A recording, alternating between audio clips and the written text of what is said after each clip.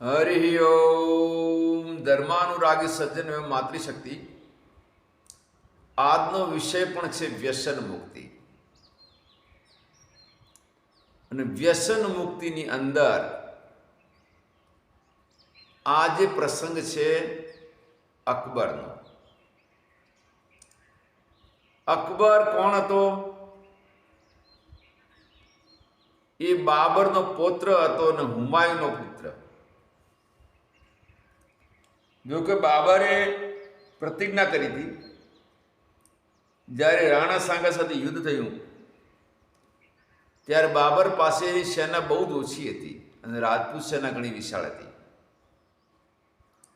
ત્યારે એની ભગવાને પ્રાર્થના કરીને કીધું કે હે ભગવાન, આજીવન માટે હું દારૂ ક્યારે નહીં લેવું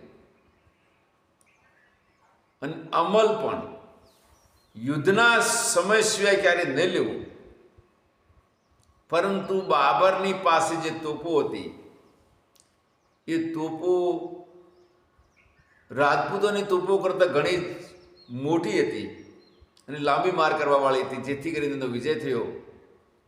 એ રાણા સાંગા પણ એમાં ઘાયલ થાય છે અને એ વખતે બીજા રાજાઓ સહિત રાજપૂત સેના અંદાજે લગભગ લાખ આજુબાજુ હતી, જ્યારે આની પાસે 20,000થી પણ નીચે હતા.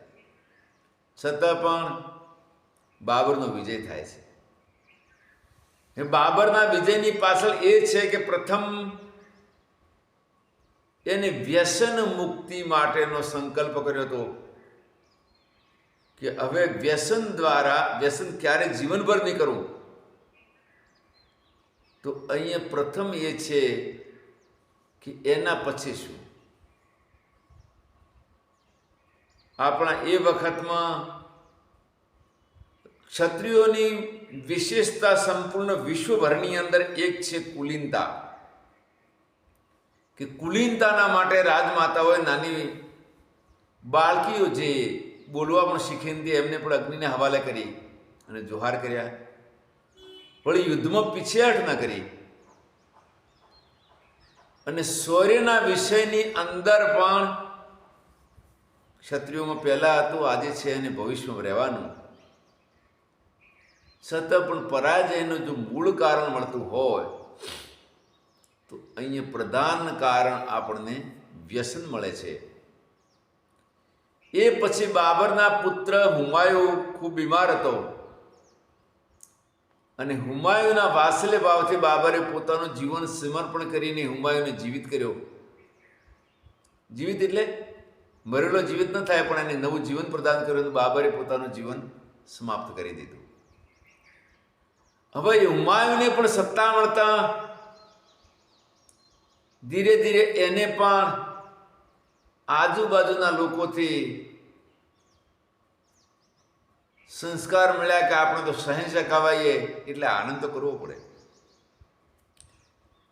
રામાયણની અંદર તુલસીદાસજી મહારાજ કહે છે, બળ અધિકાર દક્ષા જબ પાવા અતિ અભિમાન હૃદય તવા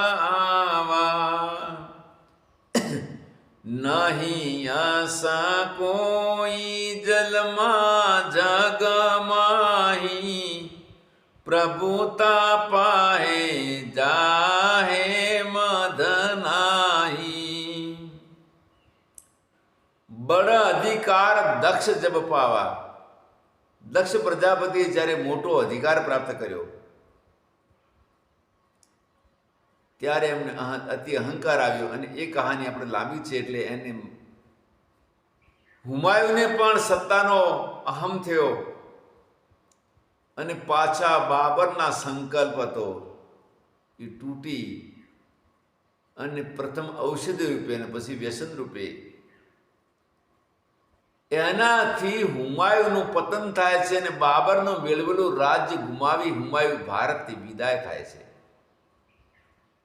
અને અકબરનો જન્મ પણ આજે જે પાકિસ્તાનમાં છે, સોઢા રાજપૂતોની જ રાજધાની ઉમરકોટ, જેના વર્તમાનની અંદર રાણા અમીરસિંહજી રાણા છે,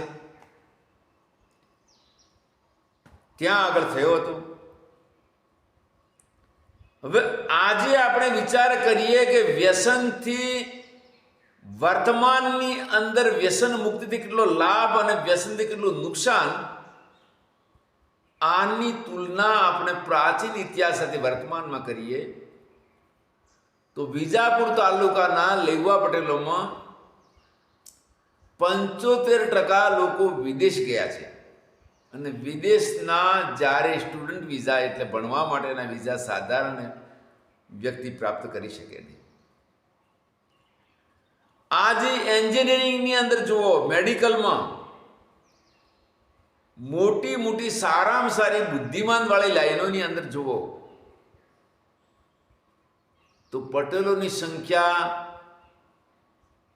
35 થી 40% જોવા મળે છે.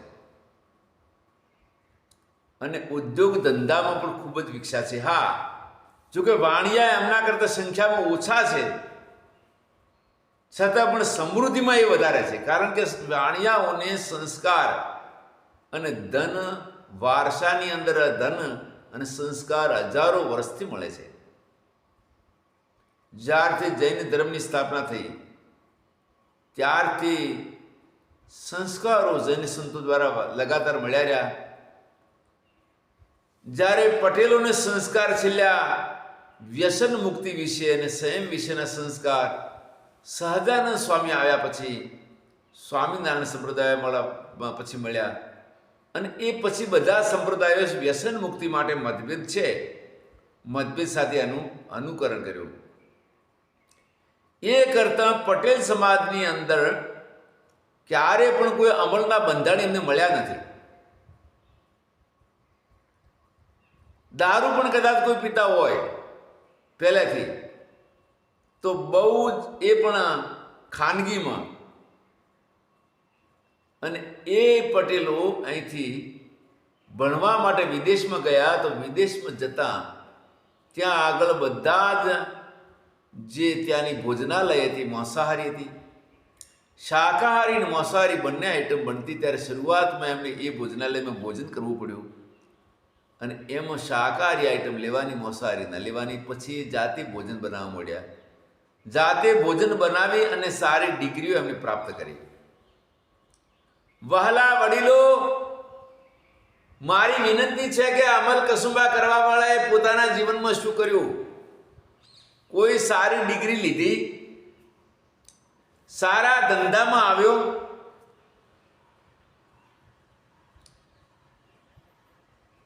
શું સંત બનીને સારા એવા વેદશાસ્ત્રોના અધ્યયન કરીને વિદ્વાન બન્યો? પોતાને જાતને આ પ્રશ્ન કરજો. અને પ્રશ્ન કરી અને બીજી નવી પેઢીને બચાવી દેજો.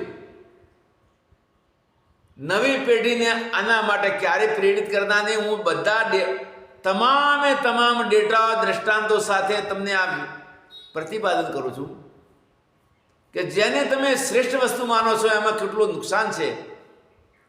અને એ નુકસાનથી બચવાની કોશિશ કરો. કદાચ ઓછું કરો અને ન બચાય તો નવા લોકોને ક્યારે ના આપશો. આ બધા વિડિયાઓની પાછળ મારો કોઈ વ્યક્તિગત સ્વાર્થ નથી, પરંતુ મને એમ થયું કે ના, હું પણ મારી વિદ્યાને દેશ, સંસ્કૃતિને, સમાજ માટે કંઈક અર્પિત કરું. આ ભાવના સાથે અમે આ કાર્ય પ્રારંભ કર્યું છે. તો તમે આ વિડિયા છે એ વિડિયા વહાલા યુવાન ભાઈઓને પૂછું કે કોઈ ઘર ખાલી ન રહે. અને ઘર ખાલી ન રહે એટલા માટે કોઈ જાતિ બાજુ જોતા નહીં. આપણે માનવ જાતિમાં બધા આવી ગયા. માનવ જાતિમાં બધા આવી ગયા અને બધા લોકો માનવ છીએ. કદાચ કોઈ એમ કહે કે હું હિન્દુ છું, કોઈ કે મુસલમાન છું, કોઈ કે ઈસાઈ છું. ત્રણની અંદર કોઈ વિરોધ આવતો નથી કે અમે માનવ છીએ. માનવ ત્રણે આવી ગયા. અને કદાચ કોઈ વિદેશી આવે તો કહેવાનું કે પૃથ્વી અમારી માતૃભૂમિ છે, એમાં આપણે બધા આવી ગયા. ભારત પૃથ્વી બહાર નથી. અને પ્રેમપૂર્વક કહેવાનું કે ભાઈ, પ્રગતિનો પંથ વ્યસન મુક્તિ છે અને પતનનો પંથ વ્યસન છે. પ્રગતિ અને પતન આ બંને એક વ્યક્તિ ઉપર આધારિત છે, પોતાની ઈચ્છા ઉપર. કોઈ એમ કહે કે મને ક્યારે કશું ન થાય, મને કોઈ વ્યસન વળગી શકે નહીં. અને એમાં પણ ગંગા સતીના ભજનો તો મહાન છે. ગંગા સતીને મારા કોટી કોટી વંદન. મેરુ રે ડગે પણ જેના મનડા ડગે નહીં ને, એ જી ભાગી પડે જો ને ભરમાંડ. મેર તો ડગે પણ જેના મંદડા ડગે ને ભાગી પડે બ્રહ્માંડ. વાહ માતા ગંગા સતીને મારા કોટી કોટી વંદન. પરંતુ મન એટલું સહજ નથી. અને ગીતાના 6થા અધ્યાયની અંદર અર્જુને કીધું કે પ્રમાથી બલવત દઢમ. મન છે એ તો સ્થૂલ વસ્તુને તમે સ્થૂલ વસ્તુ દ્વારા રોકી શકો, પણ આ તો ઘણું સૂક્ષ્મ છે. તો આવા મનની અંદર પરમાત્માની આજ્ઞાનું, એટલે શાસ્ત્ર આજ્ઞા અનુસાર વ્યસનથી જે વ્યક્તિ બચવા માગે તો બચી શકે, અને કદાચ વ્યસન કરવા માટે તો વ્યસન થઈ શકે. ઘણા લોકો એકાદશીના વ્રતની અંદર પણ ચા કોફી લેતા હોય છે. વ્યસન. જ્યારે શાસ્ત્રમાંનું વિધાન દે ત્યારે એક મહારાજ સાહેબને કીધું કે મહારાજ સાહેબ, કે તો નિર્જળ કરવો અથવા પાણી ઉપર નહીં નહીં, ચા તો ચલ सकती है ને, ચાય તો ચલેગી ને. હવે વિચાર કરો કે ચા છે, શરીરને ચાની જરૂર નથી, કોફીની જરૂર નથી, ફળની જરૂર નથી. પરમાત્મા શક્તિ આપે અને આ એકાદશી થઈ જાય છે. એટલે આજે એકાદશીનો દિવસ પણ છે. છતાં પણ વ્યક્તિ વ્યસનના આધીન બની અને આ વ્રત પૂરું ન કરી શકે તો અંતકાળે મતી એવી ગતિ,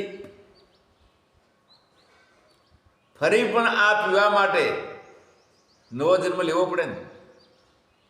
હા, નવો જન્મ લેવો પડે, પણ કરેલા પુણ્ય આના નિષ્ફળ નહીં જાય.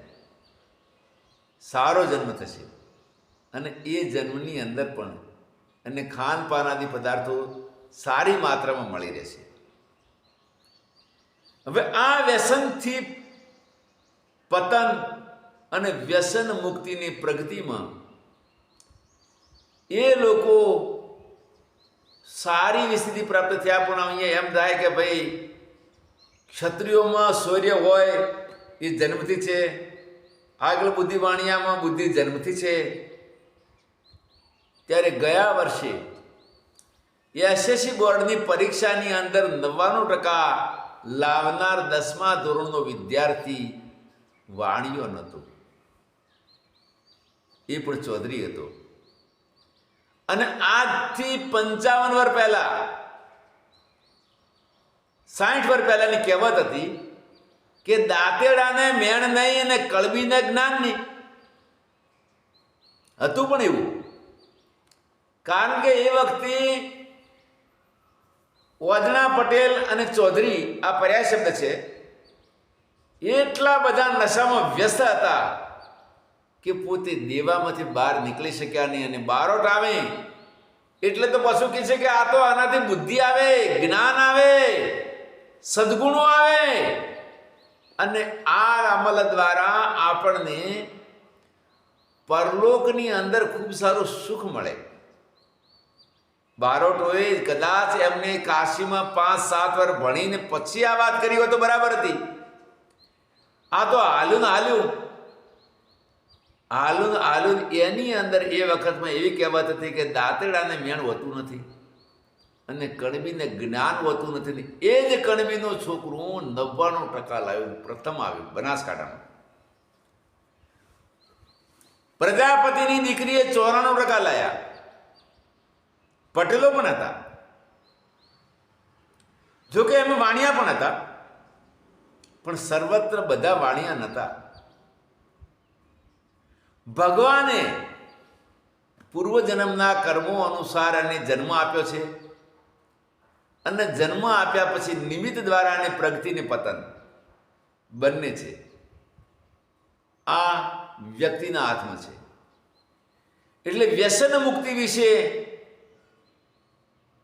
આ વિડિયાના વિશે હું વિચાર કરું છું કે જે પોતાનું કલ્યાણ ચાહવાવાળા નવી પેઢીના યુવકો, મારી ખૂબ હાથ જોડીની વિનંતી છે કે તમે જાતિના ગણતા દરેક હરિજન હોય, મુસલમાન ભાઈઓ આપે તો પ્રેમપૂર્વક આપજો કે ભાઈ તમને પણ કલ્યાણ કરશે. આપણે માનવ તરીકે એક છીએ, અને આપણા ઉપર પરમાત્મા જે છે એ પણ એક છે. તો દરેક જ્ઞાતિમાં દરેક વ્યક્તિને આપવાની કોશિશ કરજો. અને પેનડ્રાઈવની અંદર ભર્યા પછી પોતે ટીવીની અંદર અનેક લોકોને બતાવી શકે છે, મોબાઈલમાં પણ જોઈ શકે છે, ને બીજાને બતાવી શકાય. વગર નેટે પણ આ ચાલી શકે. નેટ ઉપર મૂક્યો છે મેં આ બધા વિડીયા ઉપર, નેટ ઉપર મૂક્યા. નેટ ઉપર મૂકતા કદાચ નેટ કોઈ વખત ધીમું હોય, વધારે હોય, એટલે નિયમિત ન ચાલે, પણ પેનડ્રાઈવ કે મોબાઈલની અંદર મેમોરીઓ ભર્યું તો લગાતાર ચાલી શકે અને વાયા થઈ શકે. હવે એ પ્રગતિથી વ્યક્તિ ઘણા સુખી થયા અને એમનો પરિવાર સુખી થયો. હવે અહીંયા એમ વિચાર કરે કે ભાઈ વાણિયા, પછી આપણે દરબાર, બ્રાહ્મણો એ તો બુદ્ધિમાન પહેલેથી હતા, પછી પટેલોની પ્રગતિ થઈ, અને એના પછી મોચીભાઈઓના છોકરા એવા મળ્યા કે જે યુરોપમાં ભણ્યા અને સારી ડિગ્રી લીધી. સારી ડિગ્રી લીધી ને સારા આવા અમુક ઓફિસર પણ બન્યા. કારણ કે નિમિત્ત દ્વારા જે ગરીબો પાસે સારું મકાન પણ કાચું હતું, આજીવિકા માટે 1 વીઘો જમીન નથી, એ લોકો અરબસ્તાનમાં મજૂરી કરીને સારા મકાનો બનાવ્યા અને બાળકોને એમને વિદેશ ભણાવી અને સારા સમૃદ્ધ બની ગયા. આ બધું જ જો કારણ મળતું હોય તો વ્યસન મુક્તિથી, અને આપણે બધું હોવા છતાં પણ પાછળ રહી જવાનું કારણ હોય તો વ્યસનથી. અને વ્યસનની અંદર પહેલો નંબરમાં અમલ, બીજા નંબરમાં દારૂ. તંગ જેસલ મેરી જટિયારો, અમલ માળવી બટિયારો. આ પ્રકારે હુમાયુને પણ બાબરના પુત્ર હોવા છતાં પણ જ્યારે પૂરેપૂરું નિર્વ્યસની ન થવાથી હિન્દુસ્તાન છોડવું પડ્યું, અને હવે પછી એનો પુત્ર આવશે અકબર, એનો પ્રસંગ આગળ આવે છે. હરિ ઓમ તત્સત.